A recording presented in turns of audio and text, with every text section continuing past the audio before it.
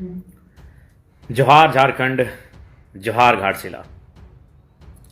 जैसा कि आप सभी जानते हैं, झारखंड राज्य के घाटशिला विधानसभा में उपचुनाव होना है। इंतज़ार की घड़ियां खत्म हो चुकी हैं। आज की रात अंतिम है। कल सुबह 7 बजे से मतदान का कार्य आरंभ हो जाएगा। तो कल 7 बजे मतदान का कार्यक्रम आरंभ हो, उससे पहले मैं जयराम कुमार महतो, केंद्रीय अध्यक्ष झारखंड लोकतांत्रिक क्रांतिकारी मोर्चा, सह विधायक डुमरी, घाटशिला विधानसभा के तमाम मतदाताओं को, भाइयों बहनों, नौजवान साथियों, बड़ों बुजुर्गों को एक संदेश देना चाहता हूँ। वोट। आज भारत समेत विश्व के अधिकांश देशों में वोट की व्यवस्था है। वोट यानी लोकतांत्रिक व्यवस्था का आधार। यानी जब से हमारे हाथों में वोट की शक्ति आई, जिस दिन हमारे पास वोट आया, तो वोट किसके बदले आया? जब भी कोई नई चीज़ आती है, किसी के बदले आती है। जी हाँ, वोट आया राजतंत्र के समाप्ति पर, राजाओं के शासन के समाप्ति पर वोट तंत्र का उदय हुआ। यानी राजाओं का शासन। राजाओं का शासन मतलब जो राजा की इच्छा, जो राजा की मर्जी। राजा का पुत्र राजा, राजा के पुत्र का पुत्र राजा, राजा के पुत्र का नाती राजा, राजा के नाती का नाती राजा, बादशाह राजा, बादशाह का बेटा बादशाह, बादशाह के बेटे का बेटा बादशाह, शहंशाह का बेटा शहंशाह, सुल्तान का बेटा सुल्तान, सम्राट का बेटा सम्राट। यानी इस परंपरा को ध्वस्त करके, इस परंपरा को दरकिनार करते हुए भारत देश में लोकतंत्र की व्यवस्था हुई और लोकतंत्र का आधार बना वोट का तरीका। वोट की यह प्रणाली उस लोकतांत्रिक व्यवस्था का आधार बनी। यानी अब राजा की मर्जी नहीं है, अब बादशाह की मर्जी नहीं है, अब शहंशाह की हुकूमत नहीं है। अब जनता के हाथ में निर्णय है, जनता के हाथ में निर्णय है, जनता के पास निर्णय है कि अब हमारा राजा कौन होगा। अब तो उसे राजा नहीं कहेंगे, जनप्रतिनिधि कहेंगे। लेकिन राजा के स्थान पर कौन आया?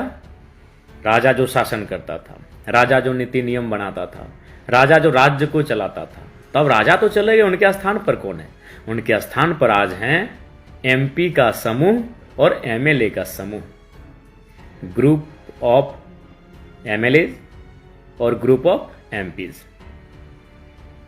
यानी एमएलए का समूह और एमपी का समूह। एमपी का समूह यानी देश के लिए, एमएलए का समूह यानी राज्य के लिए, जो राजाओं के स्थान पर शासन प्रशासन को चलाने के लिए आए।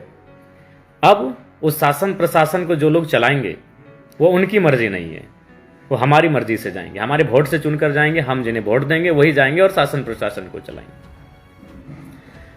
तो मैं ये बातें इतनी लंबी और विस्तार से इसलिए कह रहा हूं, क्योंकि जिस मकसद के साथ हमारे देश ने लोकतंत्र की व्यवस्था को अपनाया था, जिस मकसद के साथ एक आम जनमानस ने वोट तंत्र में अपनी भागीदारी को सुनिश्चित की थी, वो मकसद आज 70-75 सालों के बाद भी सार्थक होता हुआ नहीं दिख रहा है। आज भी ऐसा प्रतीत होता है कि राजे के पुत्र को ही उसी की उम्मीदवारी आज भी है।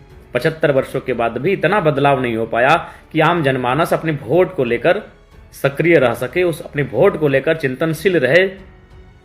आज भी राजपुत्र ही बड़े बड़े राजनीतिक दलों से चुनाव लड़ने आते हैं, चुनाव लड़के विधायक, मंत्री, सांसद, मुख्यमंत्री इत्यादि इत्यादि बन जाते हैं। घाटशिला का कहानी क्या है आप सभी जानते हैं। घाटशिला में एक प्रत्याशी तो हमारे हैं, झारखंड लोकतांत्रिक क्रांतिकारी मोर्चा के एक साधारण कृषक आदिवासी परिवार के एमएससी बीएड की पढ़ाई कंप्लीट करने वाले रामदास मुर्मू, जो जेएलकेएम के प्रत्याशी है। लेकिन 2 प्रत्याशी कौन है? चलिए, हमारे भाई समान ही है, उसमें कोई उनकी हम शिकायत ना आलोचना करेंगे। दोनों हमारे बड़े भाई हैं, बाबूलाल जी और सोमेश जी। लेकिन उनका संबंध किस परिवार से है? दोनों का संबंध पूर्व मंत्रियों के परिवार से है।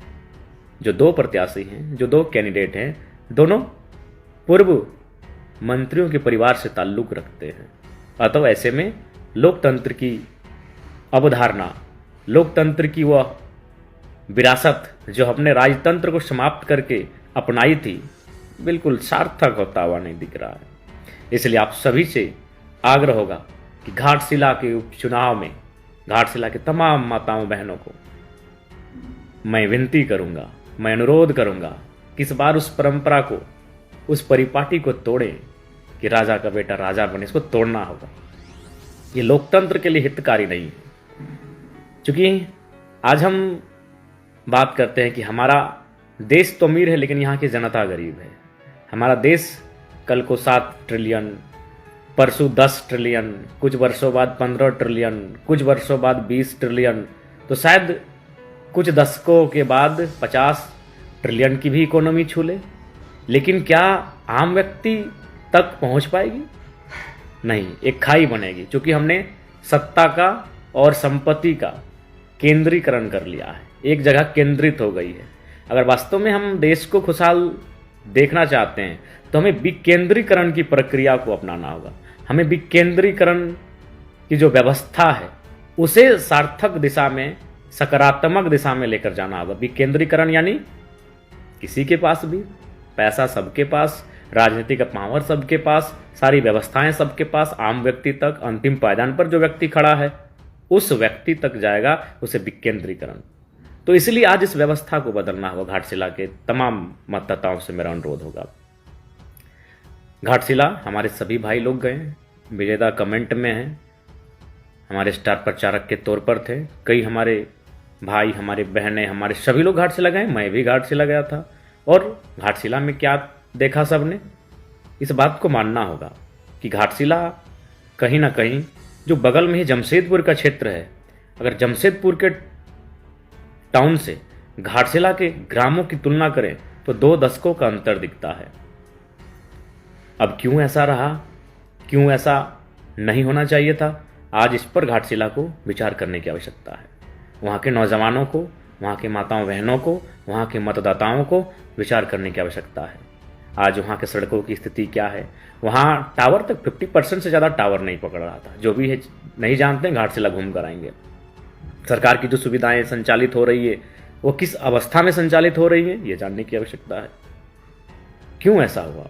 इसलिए परिवर्तन की आवश्यकता है। घाटशिला को परिवर्तन की आवश्यकता है।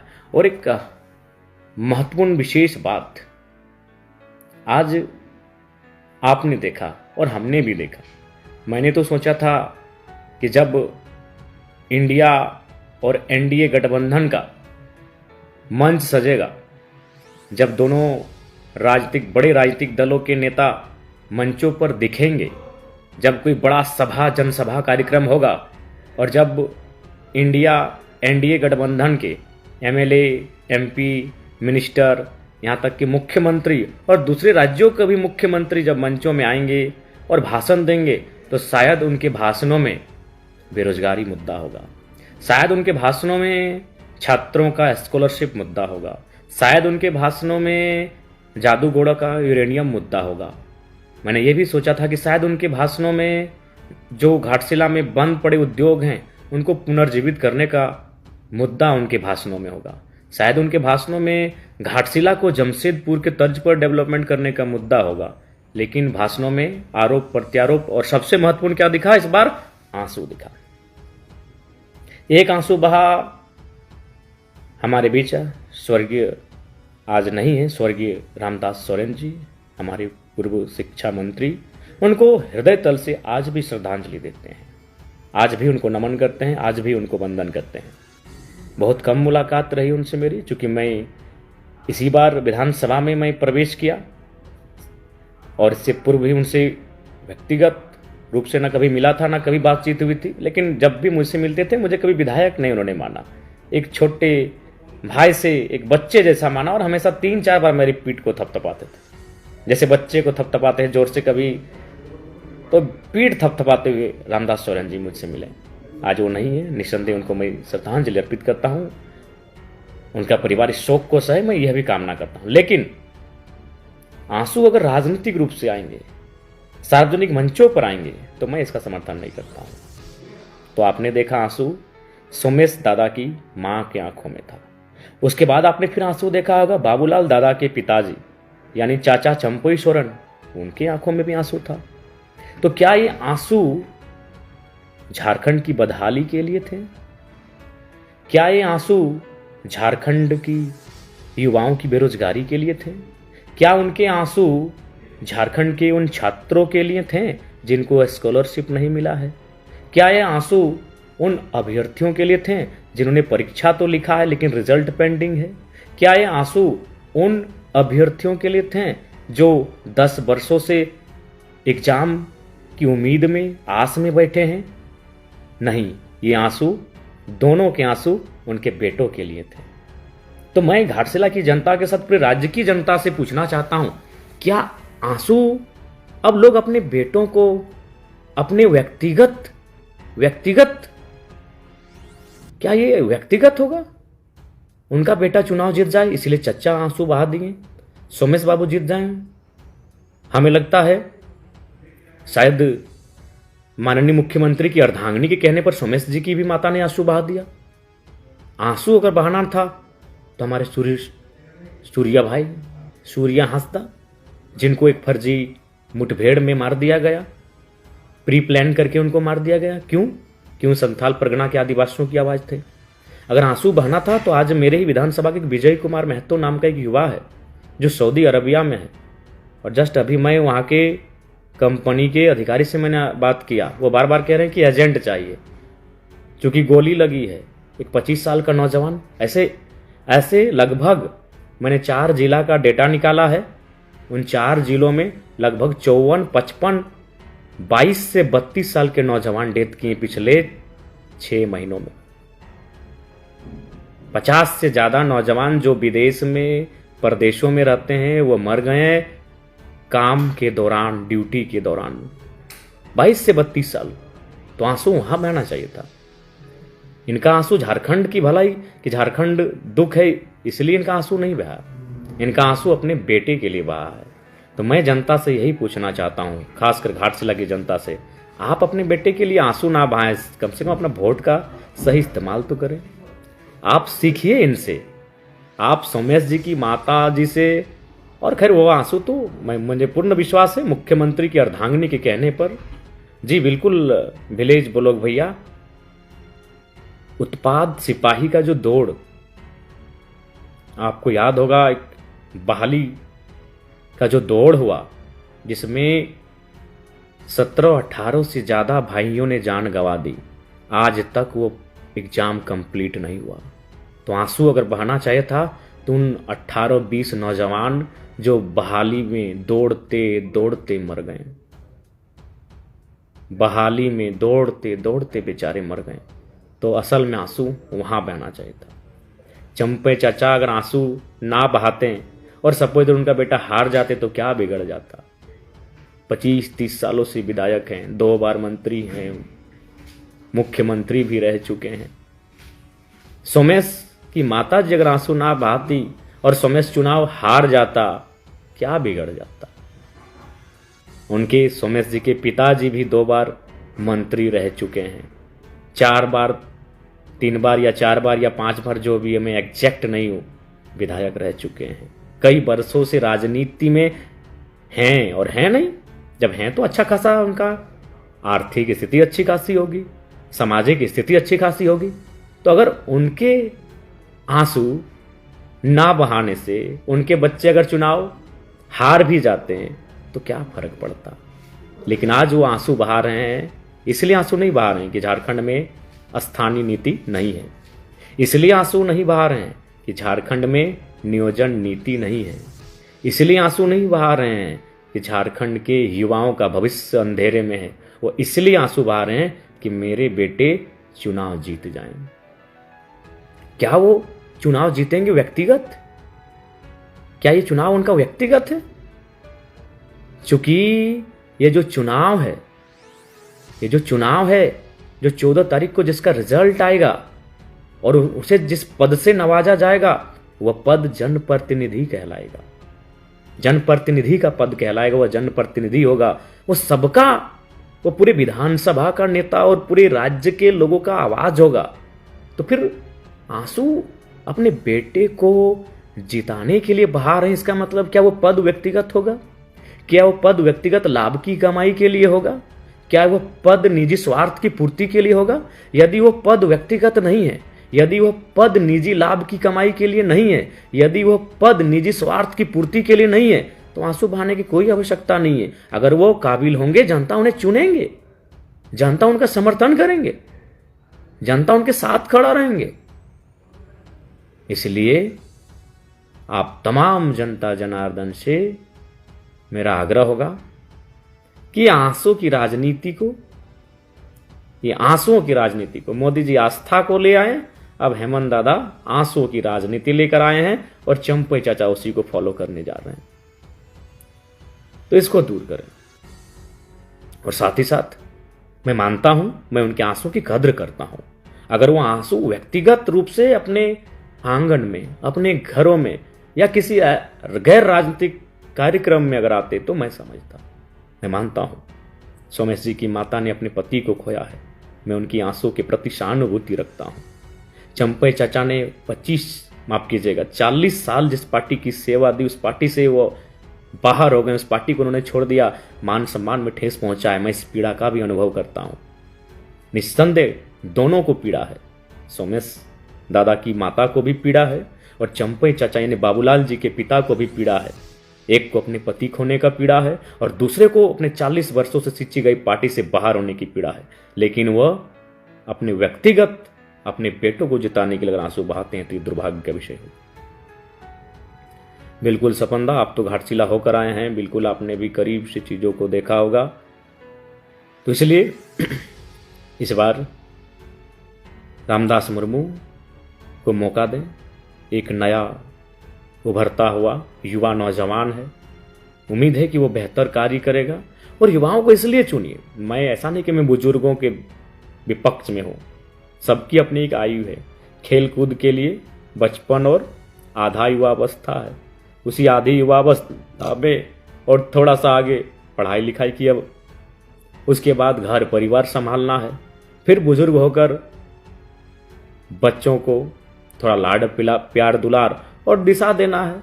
सबका अपना समय सीमा होता है, लेकिन मेरा ये मानना है कि आज युवाओं को राजनीति में इसलिए मौका मिलना चाहिए। जैसे मैं भी देखता हूं कि जब एक दिन में 10-12 समस्याओं को टैकल करता हूं, जब उनका लाइनअप करता हूं, चाहे वो स्वास्थ्य संबंधित हो, किसी पदाधिकारी से संबंधित हो या किसी ऑफिस से संबंधित हो, बिजली से संबंधित हो, कोई विषय से हो, तो थकने जैसा फील होता है। लगता है कि यार अब छोड़ दें, अब आज हो गया, लेकिन फिर कहते नहीं, वो उम्मीद से फोन किया है तो इसकी फिर ट्राई करते हैं।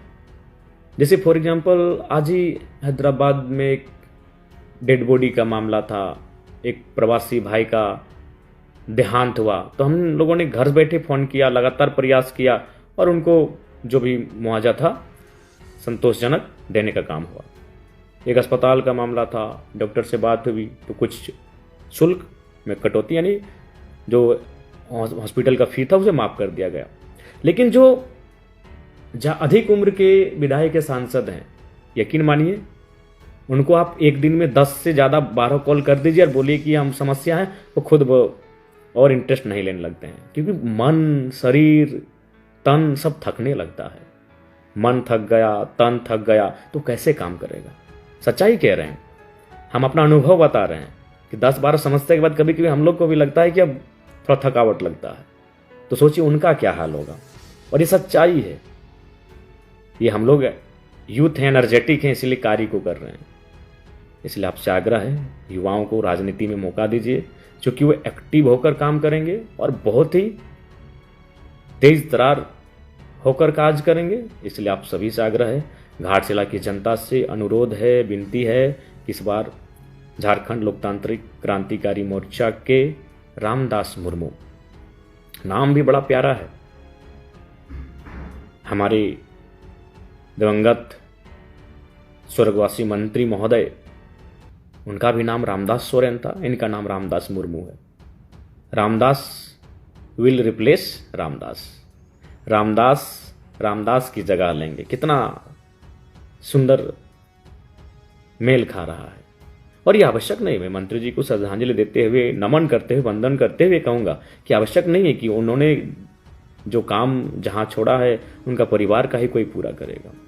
कोई नया ऊर्जावान विचारवान युवा उस रास्ते में आएगा और उस कार्य को जो छूटा है उसे पूरा करने के लिए आगे बढ़ेगा।